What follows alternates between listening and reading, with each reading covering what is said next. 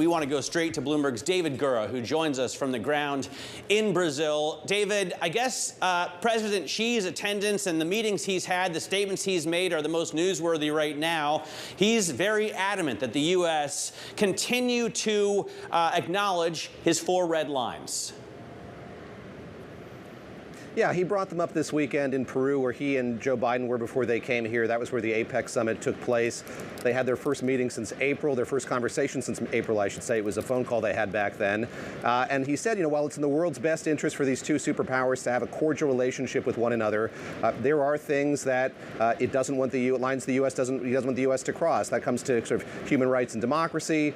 Comes to economic considerations as well. So I see him as kind of positioning himself for this huge change that's about to happen in January, which I think is what's lingering over everyone's conversations here in Rio. They were lingering over those conversations in Lima, Peru as well, and that is Donald Trump is coming back to the White House, and while Joe Biden is here having conversations with people that he knows very well and has talked to for a long time, espoused the benefits of multilateralism too over these many years, things are going to change. And I will say most of the world leaders here who were in power back in 2016, 2017 have been through this before, and that's the most marked change, I think, between that summit back in 2016 and this one. There's very little uncertainty here about what this is going to mean for the global order. Yes, there's kind of a change of flavor, perhaps, how high those tariffs might be, how draconian they might be, but they know how Donald Trump governs. So we're seeing this kind of movement toward China, which I think you're getting at, Matt, and that is acknowledging the fact that China's made a lot of inroads here in South America, other places in the world, and really the bulk of those meetings, those one-on-one meetings are happening with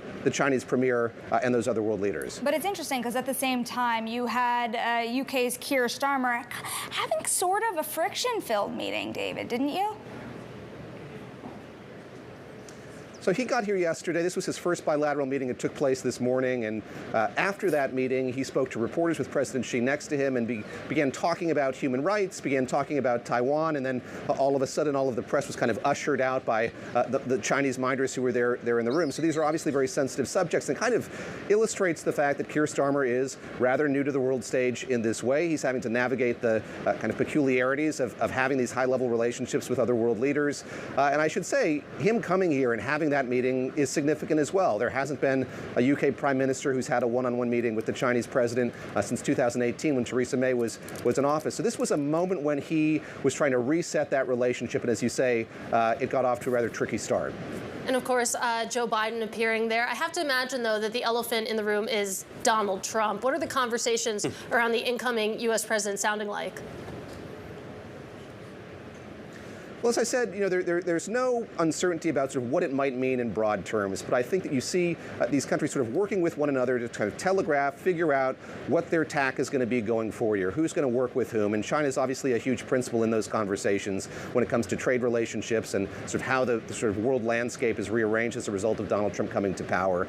I think that the issue of Ukraine is not one that's formally on the agenda here. These countries are kind of hashing out what's going to be on that communique, that statement, and it's something that's likely to be mentioned, at least in broad strokes. But there's been so much movement on that issue over the weekend that it's kind of coloring a lot of the conversations that folks are having, both with and without Joe Biden. We had Olaf Scholz, the Chancellor of Germany, reaching out to Vladimir Putin of Russia over the weekend, having a phone call, which is extraordinary in and of itself. He tipped off Vladimir Zelensky, the president of Ukraine, that he was going to have that conversation and updated him afterward. So folks here are eager to hear from the Chancellor himself about what was discussed on that call. And going back to something Matt mentioned just a few moments ago, there is this movement among allies toward what's the resolution of this war in Ukraine going to be? How do you get to a negotiated settlement? What might that look like?